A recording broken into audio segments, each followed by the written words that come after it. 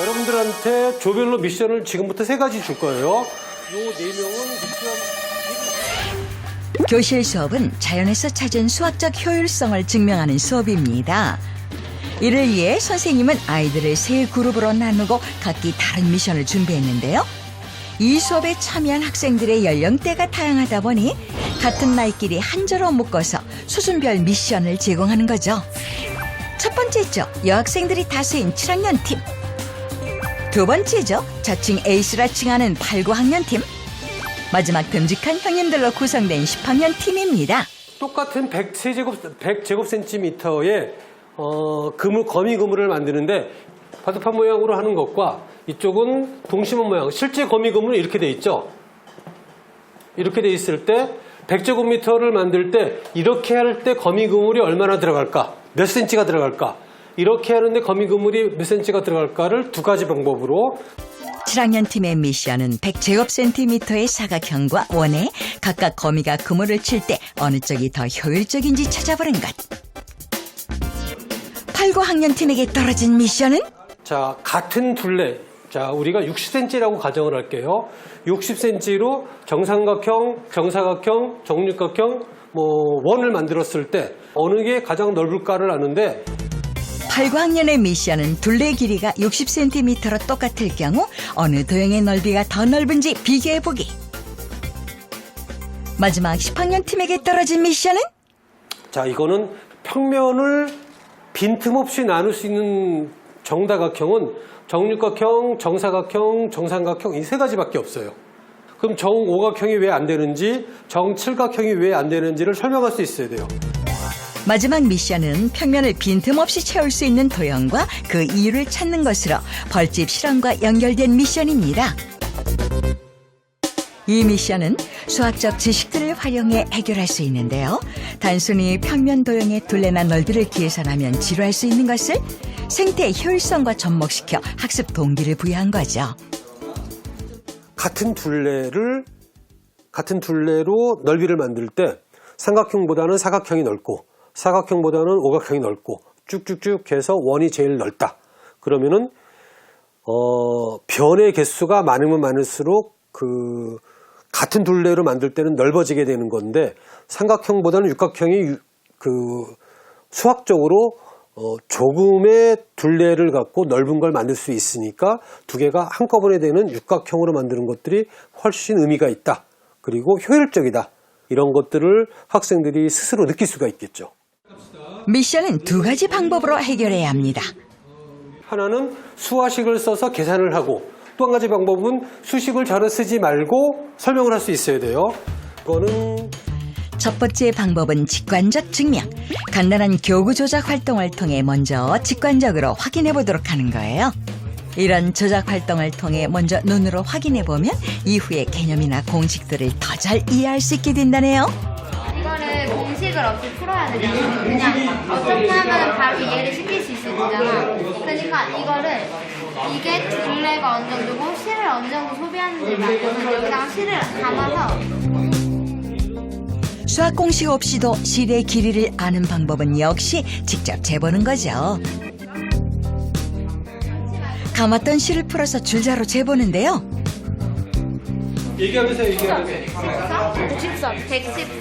114면 얘의 총 길이는 이 길이는 228이야. 228이고 이거는 이걸 해야 됩니다. 니는요? 이 직선 길이도 이거 하나를 끝까지 재고 얘가 4개가 있으니까 거기다가 4를 곱해서 얘 총 길이 원 모양에 소유된 털실은 324cm. 직접 재보는 방법으로 알아낸 바둑판 모양 털실 길이는 440cm입니다. 이 활동으로 원 모양이 사각형보다 약 100cm가량 덜 쓰기 때문에 효율적이라는 걸 알 수 있었는데요. 그렇다면 수학 공식을 넣어서 해봐도 비슷한 결론이 나올 수 있을까요? 잠시 후에 만나볼게요. 8, 9학년 팀의 상황입니다. 이 팀의 미션은? 둘레와 같은 경우에 평면 도형에서 꼭지점의 수가 많아질수록 면적이 넓어진다 라고 하는 가설이 있는데, 이 가설이 사실인지를 증명하고 이게 어떻게 해서 사실인지를 합증을 하면 되는 뭐 그런 상황입니다. 수학 시간인지 미술 활동인지 종이를 오리워 붙이고 아주 재밌어 보이는데요. 도형의 넓이 차이를 직관적으로 확인할 수 있도록 종이를 오려 붙여서 비교해보는 중입니다. 아이들은 아주 진지하게 몰입하는데요. 이 활동에서 중요한 건 오류가 생기지 않도록 아주 작은 조각까지도 꼼꼼하게 붙여야 한다는 거죠. 평을 육각형에 이렇게 대봐서 육각형 안에 이 빈 공간이 생기기 때문에 둘레가 이제 육각형이 더 크고, 그다음 육각형을 또 마찬가지로 원 안에 넣어보면 이렇게 남는 공간들이 있기 때문에 원이 제일 크고 삼각형이 제일 작고.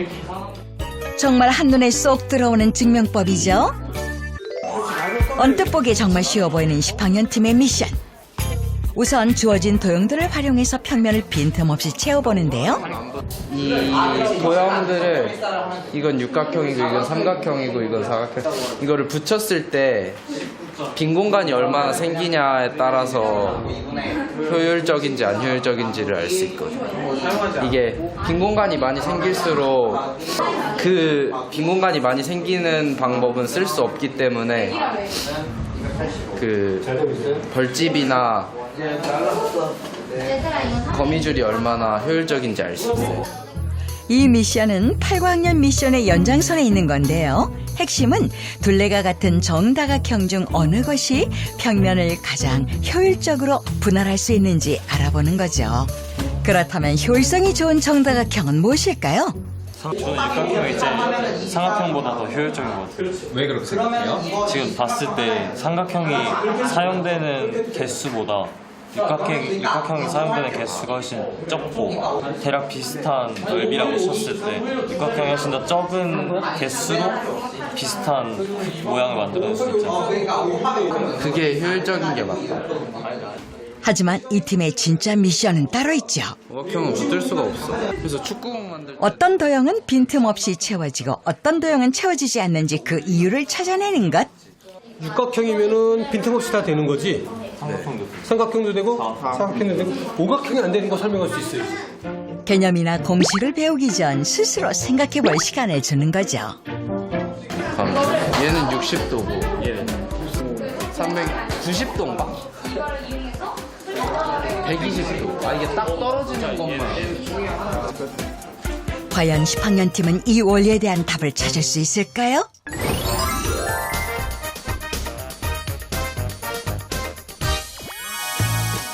미션 해결 두 번째 방법은 수학적 증명.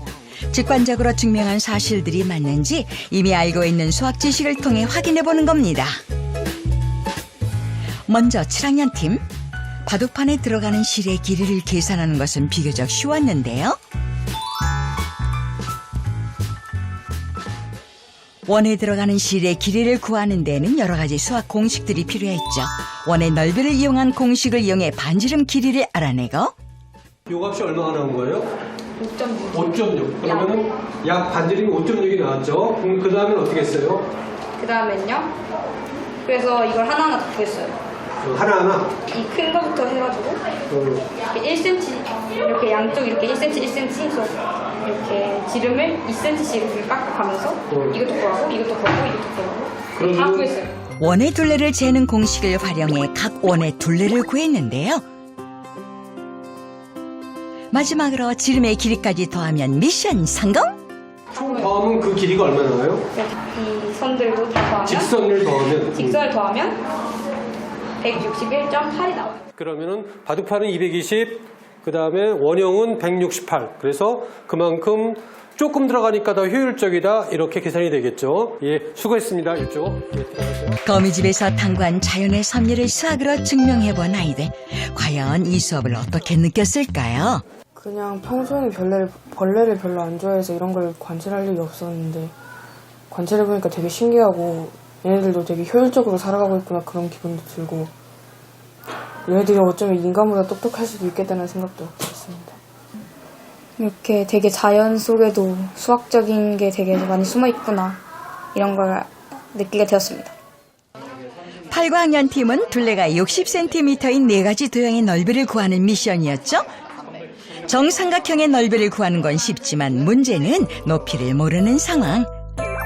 이때 피타고라스의 정리가 필요합니다. 루트 300은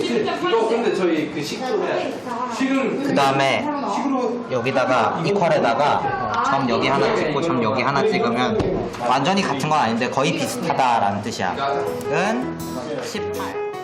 루트 300을 근사값으로 정한 후 계산한 정삼각형의 넓이는 180제곱센티미터. 그다음에 정사각형의 경우에는 한 변이 15겠지. 그러면 15 곱하기 15는 얼마야? 225지. 가장 고민스러운 건 정육각형의 넓이 계산이었는데요.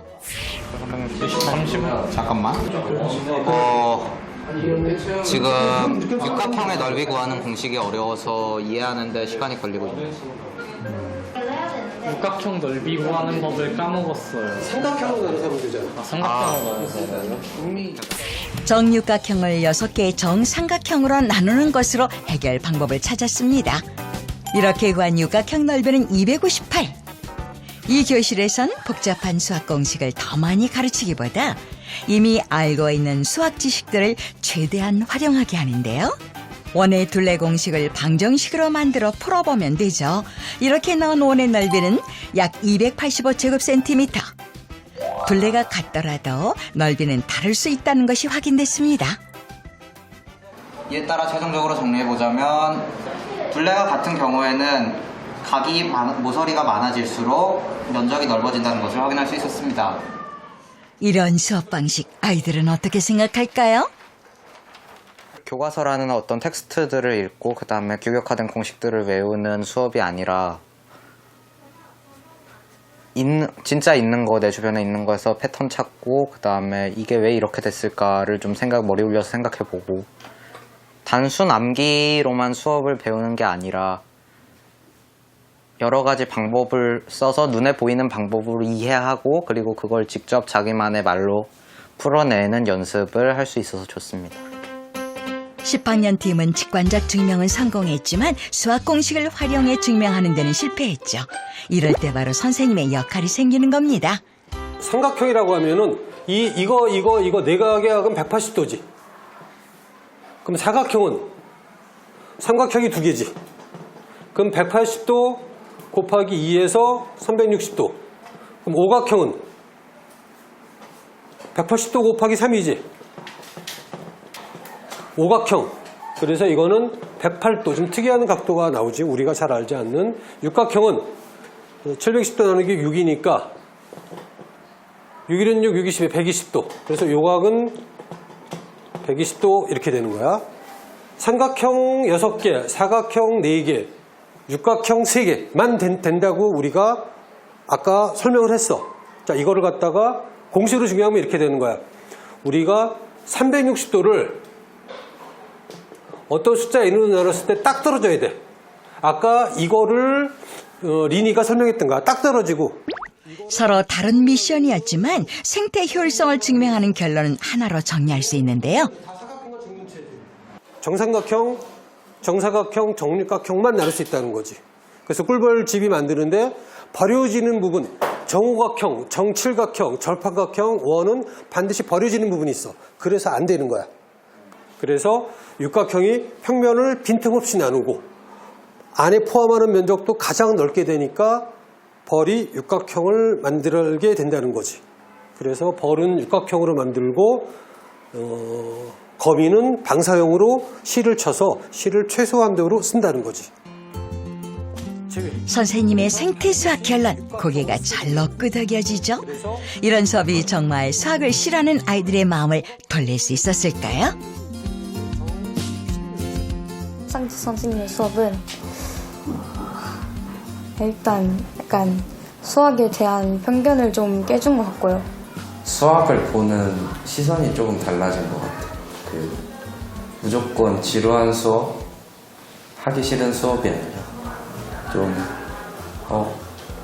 좀 신기하고 꼭 이렇게 문제집 풀고 하는 게 아니라 그냥 안 나가도 교실만 둘러봐도 어디에나 수학적 원리가 적용돼 있으니까 그걸 다시 깨우치고 계속 찾아보고 이런 것들에서 재미가 느껴지는 것 같아요. 입시 목적이 아니어도 수학하는 즐거움은 누구나 누릴 수 있어야겠죠? 다 수학을 좀 잘하고 싶어 해요. 필요한 상황을 먼저 애들이 이렇게 좀 느끼게 하고, 그 다음에 이렇게 하면 잘할 수 있지 않을까라는 것들을 주게 되는 게 훨씬 더 좀 좋지 않을까. 무기력한 교실을 벗어나 자연에서 활기를 얻는 수학 시간. 자연에 숨어있는 수학의 원리들을 깊이 있게 관찰하고 수학적으로 증명해보는 수학 시간. 그로부터 얻은 자연의 지혜를 일상으로 끌어들이는 수학 시간. 그것이 한상직 선생님이 생각하는 최고의 수학교실입니다.